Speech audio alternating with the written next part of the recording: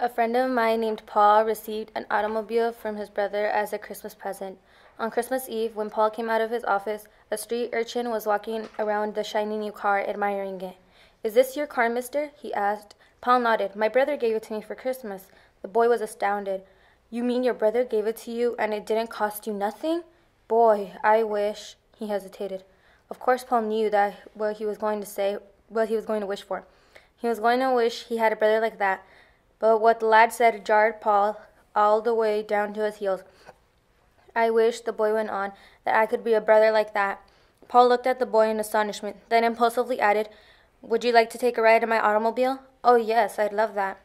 After a short ride, the boy turned and with his eyes aglow, said, "Mister, would you mind driving in front of my house?" Paul smiled a little. He thought he knew what the lad wanted. He wanted to show his neighbors that he could ride home in a big automobile. But Paul was wrong. "Will you stop where those 2 steps are?" the boy asked. He ran up the steps. Then in a little while Paul heard him coming back. But he was not coming fast. He was carrying his little crippled brother. He sat him down on the bottom step, then sort of squeezed up against him and pointed to the car. "There she is, buddy. Just like I told you upstairs. His brother gave it to him for Christmas, and it didn't cost him a cent. And someday I'm going to give you one just like it. Then you can see for yourself all the pretty things on the Christmas windows that I've been trying to tell you about." Paul got out and lifted the lad to the front seat of his car. The shining-eyed older brother climbed in beside him, and the 3 of them began a memorable holiday ride.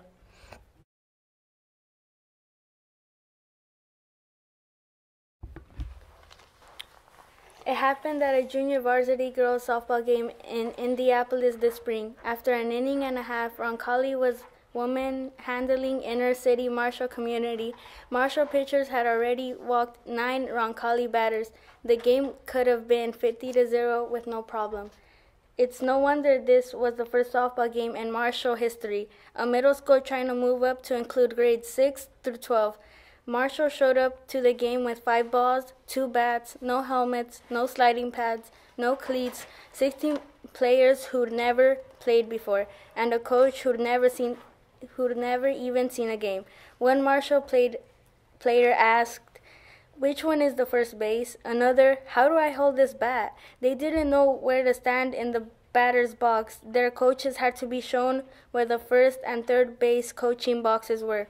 That's when Roncalli did something crazy. It offered to forfeit. Yes, a team that hadn't lost a game in 2.5 years, a team that was going to win in a landslide, purposely offered to declare defeat. Why? Because Roncalli wanted to spend the 2 hours teaching the Marshall girls how to get better, not how to get humiliated.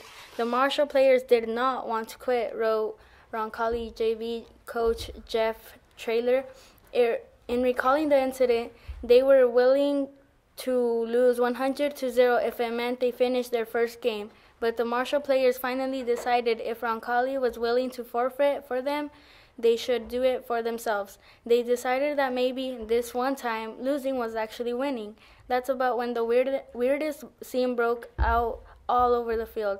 Roncalli kids teaching Marshall kids the right batting stance, throwing them soft toss in the outfield, teaching them how to play catch.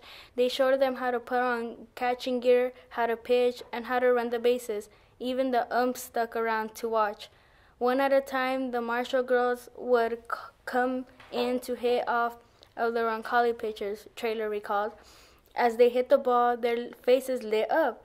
They were high-fiving and hugging the girls from Roncalli, thanking them for teaching them the game. This is the kind of thing that can backfire with teenagers. The rich kids taking pity on the inner-city kids kind of thing. Traylor was afraid of it too. One wrong attitude, one babying approach from our players would shut down the Marshall team, who already were down, wrote Traylor. But our girls made me as proud as I have ever been. By the end, you could tell they were having a blast. The change from the beginning of the game to the end of the practice was amazing.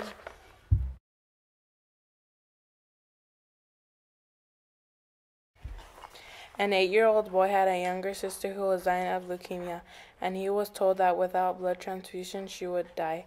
His parents exclaimed that the blood was probably compatible with hers, and if so, he would be the blood donor. They asked him if he could do his blood if they could do the blood test. He said sure. So they did, and it was a good match. They asked if he would give his sister a pint of blood and said that it could be her only chance of living. He said that he would have to think about it overnight. The next day, he went to his parents and said he was willing to donate the blood. So they took him to the hospital where he was put on a gurney beside his 6-year-old sister. Both of them were hooked up to a IVs. The nurse withdrew the pint of blood of the boy, which was then put in the girl's IV. The boy lay on his gurney in silence, and the blood dripped into his sister. The doctor come over and see how he was doing. Then the boy opened his eyes and asked, "How soon until I start to die?" Being so young, the boy had misunderstood that he was being asked of him. He thought that his parents wanted him to give up his own life in order to save his sister.